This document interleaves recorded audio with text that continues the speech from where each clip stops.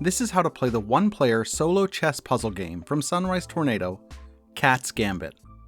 Please note that the components I'm using today are prototype and not indicative of the final version of the game.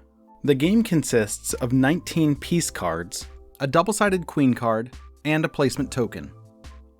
The goal of the game is to place as many cards from the draw deck onto the table as possible while avoiding a checkmate scenario. To set up the game, place the queen card in the middle of the table with the 5 victory point side face up. Next, randomly choose 5 pawn cards and set them aside face up. Return the remaining pawn cards to the box. They will not be used. Form a draw deck by shuffling all knight, bishop, rook, and catkin cards and placing them in a pile face down to the right of the queen card. Then set the placement token on top of the draw deck. The game is played by flipping cards and placing them onto the table in an invisible grid that must never exceed 4 cards high by 4 cards wide. Each turn, flip the top card of the draw deck. Reference the movement diagram on the card to place it within the grid to an unoccupied location.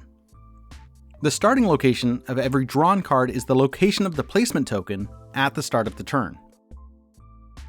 Once you place a card, move the placement token from its previous location to the top of the just played card.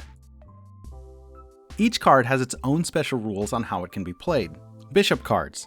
Staying within that 4x4 grid, a bishop card can be placed any distance diagonally from the placement token.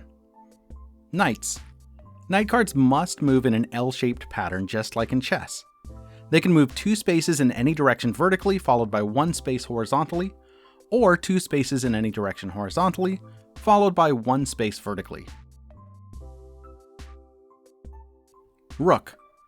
Rook cards can be placed any distance orthogonally from the placement token within the grid. Catkins. Catkins are dangerous. They can be placed any distance orthogonally or diagonally from the placement token. If a catkin is ever placed in a position so that a diagonal or orthogonal line can be drawn from it to the queen, then the queen is in check. The first time this happens, flip the queen from the 5 victory point side to the 1 victory point side.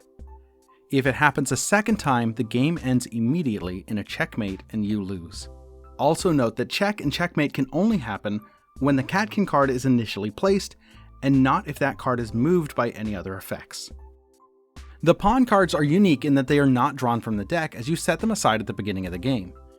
You may place only 1 pawn each turn and only after a bishop, knight, rook, or catkin card is played.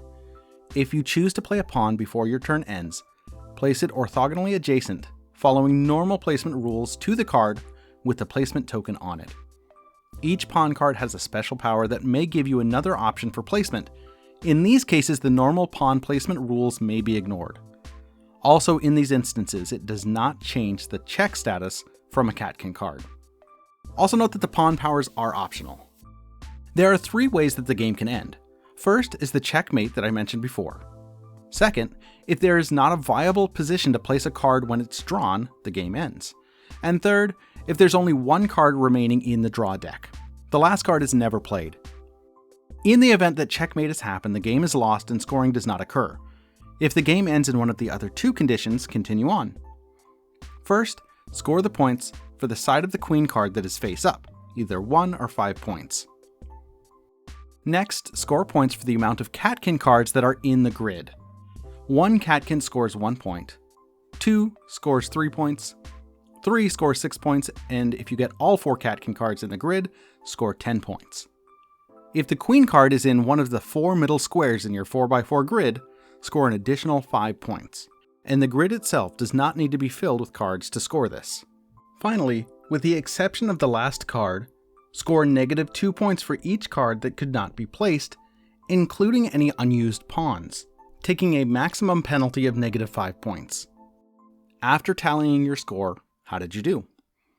3 points equals soft shell pawn, 7 points equals jolly rook, 10 points equals splashy knight, 15 points equals glowing bishop, and 20 points equals Merlin of the 7 Seas.